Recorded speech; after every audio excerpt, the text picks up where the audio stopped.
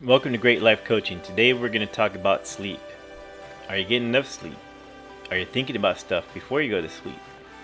Today I pulled out the DSM-5 to make sure that I cover some particulars about sleep when it comes to mental health. Let's get into it.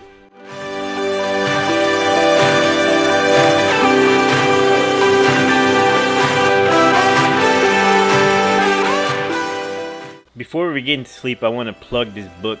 I recommend it to a lot of my clients, especially the ones that say they love to read. It's by a psychologist. His name is Gary John Bishop. It's called Unf Yourself. Well, you know what that means. But I often refer to this book because I have clients that constantly harp on themselves in their own mind. In other words, this book covers that some of our problems are created by ourselves because the one person who talks to you the most is yourself. Think about it. With everything, the first thought in the morning is you talking to yourself, and that can change your whole day. So if you get up and you have a negative attitude, or you're like regret going into work, whatever it may be, that could be a cause of a bad day because the way you talk to yourself. On the flip side, if you get up and you start off in a good thing, you make your bed, you exercise before the day starts, you can have a better day because in your mind you're telling yourself that you've done accomplishments already.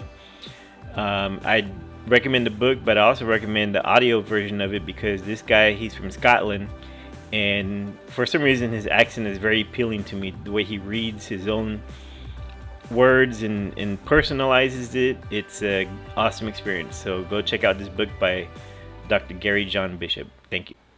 When it comes to sleep problems, there are many different reasons why you may be having a lack of sleep or not getting the quality or quantity of sleep you want. Some of that is physical, and that would be like sleep apnea, high blood pressure, diabetes, other things like that. And if you do have those issues and you need help, go see a doctor. But what I'm going to mainly talk about is the mental side of it. And if you do have chronic sleep problems, you could be having insomnia, and there's different levels of that.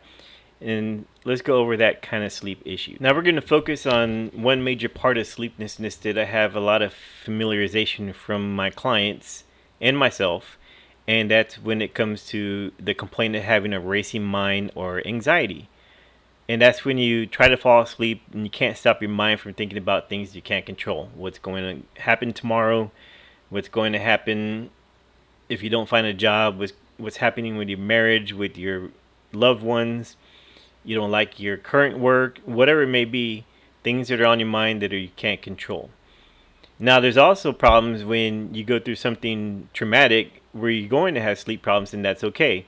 Death in the family, loss of a job, stuff like that. You just need to be worried about it if it becomes chronic, something like a month or two, and you can't fall asleep. Maybe just a month, and then be worried about it. And we'll talk about that. So one of the things as a therapist that we worry about is something called comorbidity. Comorbidity. How you pronounce that? And that's when you have a couple issues going on at the same time. Oftentimes when you have sleep problems, it's not just anxiety, it's also maybe caused by sleep apnea or something else like that. Or having insomnia can induce problems because you're lack of sleep, like other physical ailments like being tired or sluggish, lack of energy, lack of motivation. Those kind of things can be prevalent when you're sleepless. I would bet that most people that have sleep problems probably Google their problem, and one of the top recommendations I found when you Google it is seeing a doctor so they can prescribe some sort of sleep medication or over-the-counter things like melatonin. I'm not a doctor. I don't recommend either one. However, I would rather you start with melatonin before you go to any other medications, because some sleep medications can also increase your anxiety or other things mental that you may not have control over while you're taking these medications. So the common issue of anxiety before you go to sleep is when you lay down, you can't stop thinking about tomorrow, things you can't control. And that becomes a problem because you're tired during the day, but you still can't get proper sleep. When that happens, there's some recommendations I give to my clients that may help you. But let's go over that. So my first recommendation is something I always give, probably because it's partial to, because it's one of my favorite ways to fall asleep, and it also has a strong symbolic purpose behind it. But it's either free writing on paper or typing it on a computer. Either one's fine.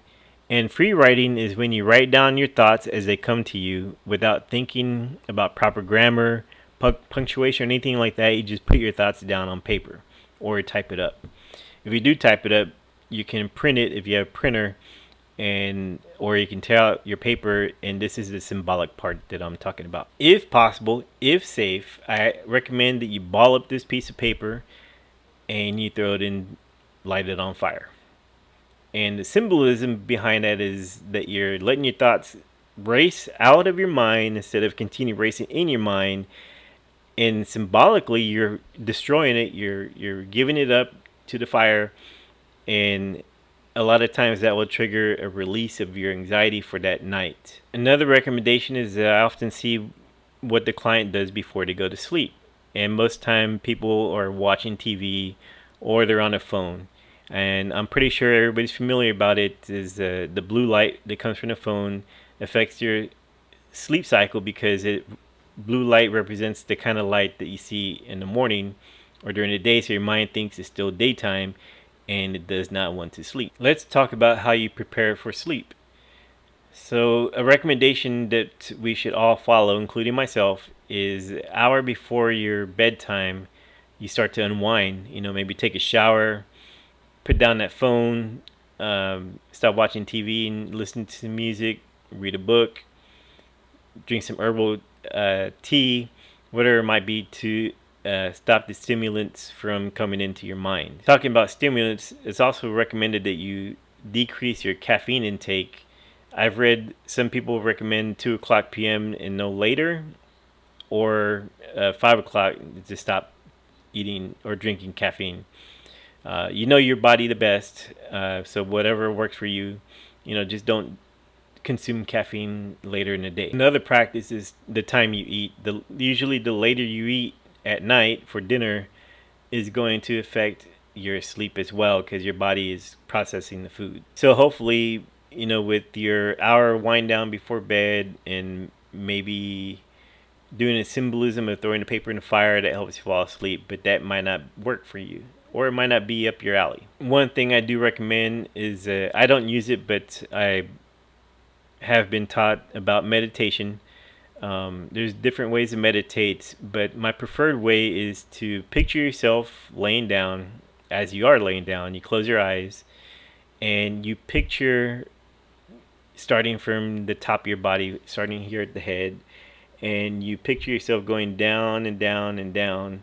And as you look at yourself, you actually look within your mind of what you're thinking about. So you're thinking about your nose, your lips, your neck, go all the way down to your toes. And hopefully what that does is that disrupts the mind from thinking about what it was thinking about, and now just thinking about nothing but your body. There's other ways to meditate. That's just one that I know about. But also there's something called aromatherapy. Another recommendation that I have, and actually I have certification in aromatherapy, is aromatherapy. And this is just a website. You can check it out if you want to. It's called Very Well Mind. And it talks about health benefits and side effects or whatnot. But let's just talk about in general what lavender does for you. I often recommend sprinkling it on your pillow, and it helps relieve anxiety, and also helps with helping you relax and go to sleep. It's a simple, easy way you can do. If you really like it on your pillow or whatnot, I also recommend that you get some sort of a diffuser or a vaporizer that we have in our room, and we put different things, but we really put lavender to work. It definitely works on kids, and it's non-invasive. It's not gonna bother you. Some people do have an allergy to the oil, so if you get some kind of rash or whatever, stop using it. But this is a good way to help you relax. It smells great, and it works without you even knowing. There's a lot more to sleep than we discussed. These are just some short videos, and I do offer help through teletherapy if you do need help with sleep issues. But I hope you got some good information out of this. If you have more questions, please let me know.